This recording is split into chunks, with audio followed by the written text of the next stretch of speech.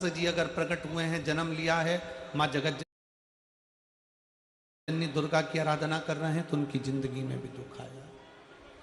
पृथ्वी पर नामदेव जी, मीराबाई, कर्मा, नरसिंह मेहता, नामदेव, तुकाराम, मुक्ताबाई, राष्ट्र के जितने जितने संत हैं सबका चरित्र उठाकर देख लो। और भगवान भी अगर पृथ्वी पर जन्म लिया है तो उनकी जिंदगी में भी दुख आया। हर व्यक्ति के जीवन में दुख है, हर व्यक्ति के जीवन में तकलीफ है, हर व्यक्ति के जीवन में कष्ट है। ऐसा कोई संसार में नहीं जन्मा जिसकी जिंदगी में दुख नहीं है। ऐसा संसार में किसी का जन्म नहीं हुआ जिसकी जिंदगी में तकलीफ नहीं है। आप ये ना सोचे कि केवल आप दुखी हैं। आप यह ना सोचे कि मेरे पड़ोसी के घर में तो खूब धन है, वैभव है, सत्ता है, दौलत है और वो सब सुखी हैं। उनका बेटा डॉक्टर हो गया, उनका बेटा इंजीनियर हो गया, उनका बेटा कलेक्टर हो गया, उनका बेटा ये हो गया, मंत्री हो गया, और हमारे जीवन में दुख ही दुख है। ऐसा नहीं है। जो डनलप के गद्दे पर सो रहा है वो भी दुखी है, और जो रोड पर सो रहा है वो भी दुखी है। दुख सबको है। शिव महापुराण की कथा कहती है, संसार में अगर जन्म लिया है तो दुख भी जन्म के समय पर हमारे साथ में चलता रहता। पर शिव महापुराण की कथा कहती है कि संसार में ऐसा कोई नहीं जिसको समस्या नहीं, पर संसार में ऐसी कोई समस्या नहीं जिसका हल शिव महापुराण में नहीं है। संसार में बहुत दुख है, प्रत्येक मनुष्य के जीवन में तकलीफ है, प्रत्येक मनुष्य के जीवन में कष्ट है, प्रत्येक मनुष्य के जीवन में दुख तकलीफें हैं, पर दुनिया का ऐसा कोई दुख नहीं बना जिस दुख का हल शिव महापुराण में नहीं है। प्रत्येक दुख का, प्रत्येक तकलीफ का, प्रत्येक कष्ट का हल शिव महापुराण के अंतर।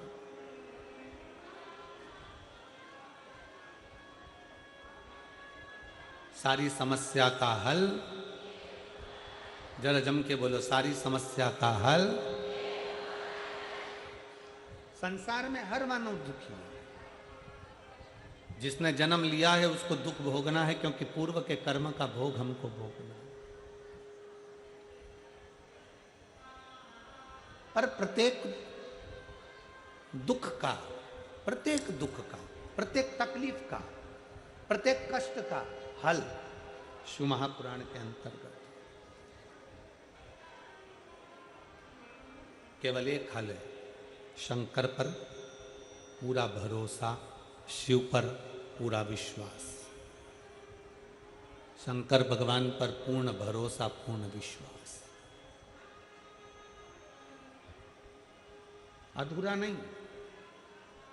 गणेश जी के मंदिर में नारियल फूट कर चढ़ता है, देवी जी के मंदिर में नारियल फोड़ा जाता है, भगवान के हनुमान जी के मंदिर में नारियल फोड़ा जाता है, सारे देवताओं के मंदिर में नारियल को, श्रीफल को फोड़ा जाता है, तोड़ा जाता है।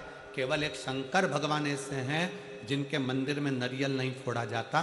शंकर के मंदिर में नारियल पूरा दिया जाता है। क्यों? क्योंकि शंकर भगवान को आधा पसंद नहीं है, अधूरा पसंद नहीं है। शंकर भगवान कहते हैं कि जैसे श्रीफल मुझे पूर्ण देते हो, बेलपत्री का पत्ता मुझे पूर्ण देते हो, चावल का दाना मुझे पूर्ण देते हो, उसी तरह तुम्हारा विश्वास भी मुझे पूर्ण दीजिए, तो मैं तुम्हारी जिंदगी का दुख समाप्त कर दूं। पूर्ण भरोसा, पूर्ण विश्वास, पूर्ण दृढ़ता। जब हमारा भरोसा दृढ़ होगा, हमारा विश्वास प्रबल होगा, हम पूर्ण भरोसे के साथ भगवान का भजन करेंगे तो भगवान हमें स्वीकार कर लेंगे। हमने कभी इस व्यासपीठ से ये नहीं कहा कि शंकर भगवान को ढेर सारा तुम ये कंकु चढ़ाना, कि ढेर सारा तुम बेलपत्री चढ़ाना, कि ढेर सारा चावल चढ़ाना, कि बहुत सारा तुम भगवान को बेलपत्र चढ़ाना, कि बहुत सारा तुम जल चढ़ाना। हमने जब भी कहा तो एक बात कही कि एक चावल का दाना।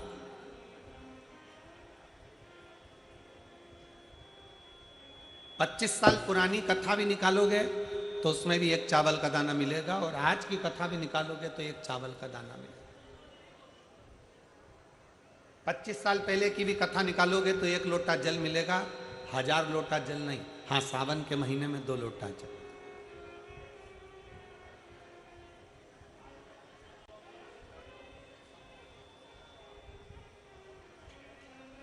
शिव महापुराण की कथा कितना सुंदर वर्णन करती है कि अगर आपके पास में मंदिर में तुम गए हो और तुम्हारे पास में बेलपत्री नहीं है तो शंकर भगवान की चढ़ी हुई बेलपत्री को उठाकर धोकर वापिस शंकर जी पे चढ़ा सकते हो, वापिस शिव जी पे चढ़ा सकते हो, शंकर को समर्पित कर सकते हो।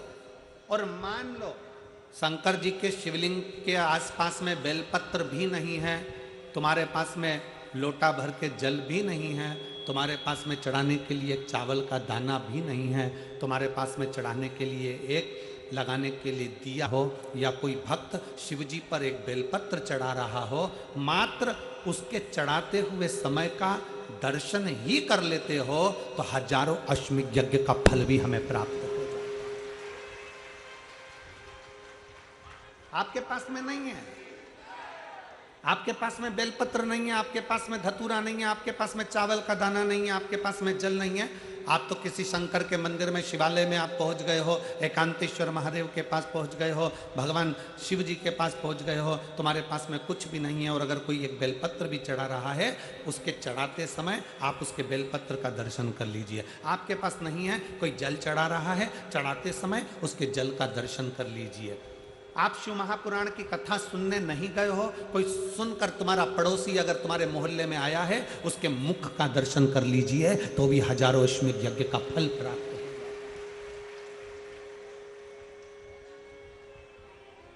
आपकी पूर्णता, पूर्ण विश्वास, पूर्ण भरोसा।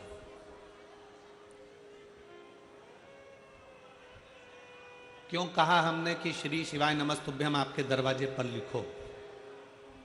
क्यों कहा हमने कि श्री शिवाय नमस्तुभ्यम तुम्हारी गाड़ियों पर, तुम्हारी बसों पर, तुम्हारी मोटरसाइकिल पर, तुम्हारी कारों पर श्री शिवाय नमस्तुभ्यम चिपका लो? क्यों? आप दिन भर श्री शिवाय नमस्तुभ्यम नहीं बोल सकते, आपकी गाड़ी जिस मार्ग से निकल कर जाएगी, अगर 4 लोगों ने भी आपकी गाड़ी के ऊपर श्री शिवाय नमस्तुभ्यम पढ़ लिया तो समझ लेना कि उसके बोलने का आधे से ज़्यादा पुण्य तुझे मिल गया और तेरे मंत्र जाप का पूरा फल तुझे प्राप्त हो गया।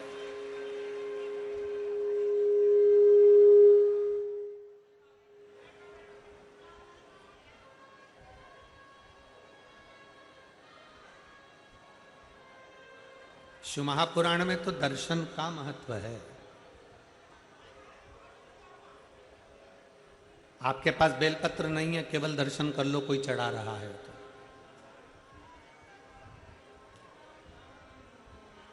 कितना सुंदर एक बात कही गई, स्मरण करिएगा जरा।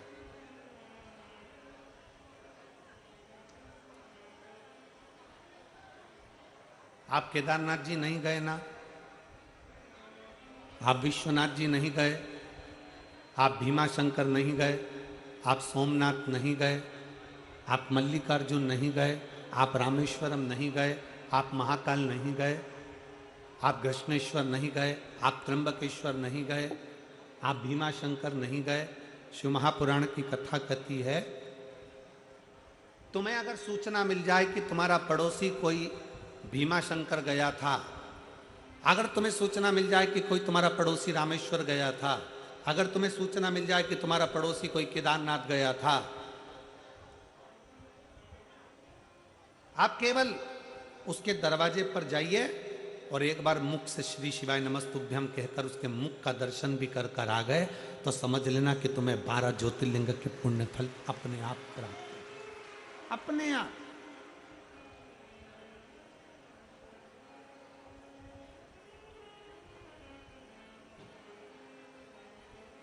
एक विश्वास, एक पत्र है।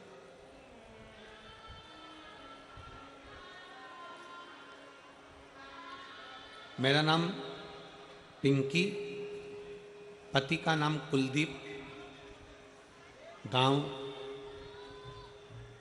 अलावलपुर, जिला पलवल की रहने वाली हूँ। कहीं बैठी हो तो हाथ हिला सकते हैं। आप ही हैं? इधर एक चोंगा लगाओ, माइक की आवाज़ नहीं जा रही है इस साइड में। उधर माइक वगैरह लगाइए, आवाज़ नहीं जा रही। या कुछ एक आध वक्त से का मुंह उधर कर दीजिए।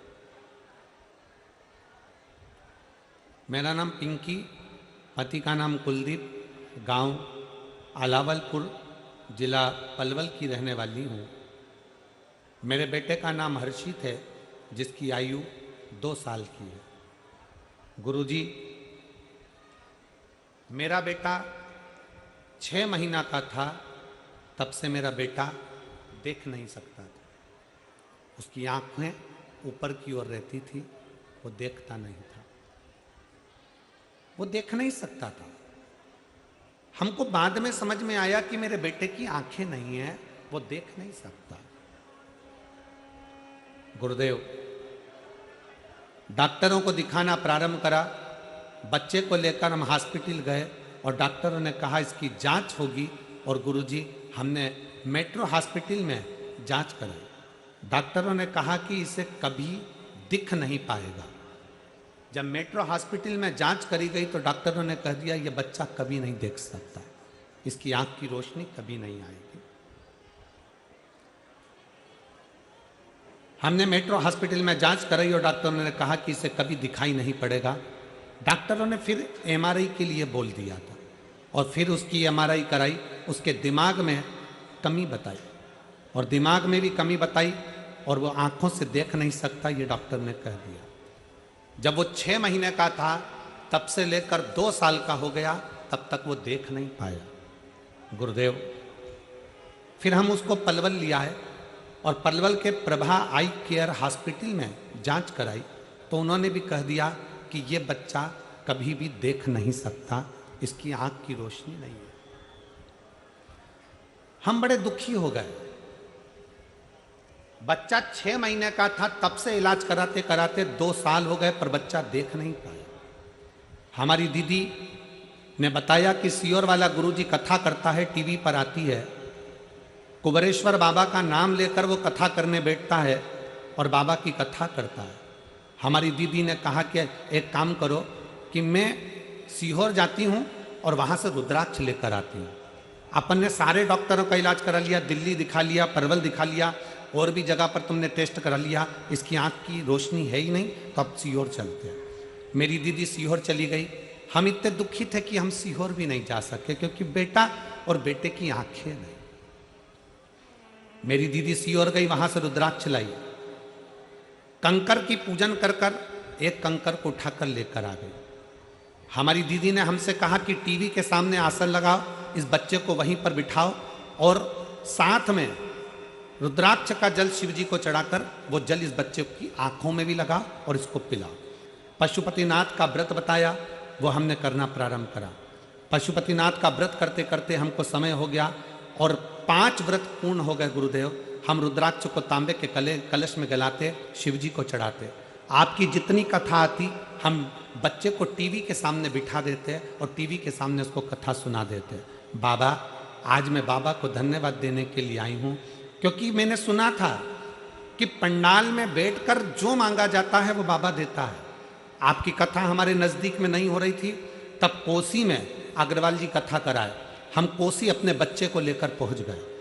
आप कहते हो कि पंडाल में जो मांगा जाता है वो 3 महीने में पूर्ण होता है। गुरुदेव, मेरे बच्चे को मैंने कोसी के पंडाल में कथा सुनाने के लिए ले गए। हम अपना ओढ़ने का साधन, बिछाने का साधन, पानी की बोतल, खाने का सामान सब लेकर पहुँचे और बच्चे को हमने कोसी की कथा पंडाल में बैठकर सुनाई। गुरुदेव, 5 दिन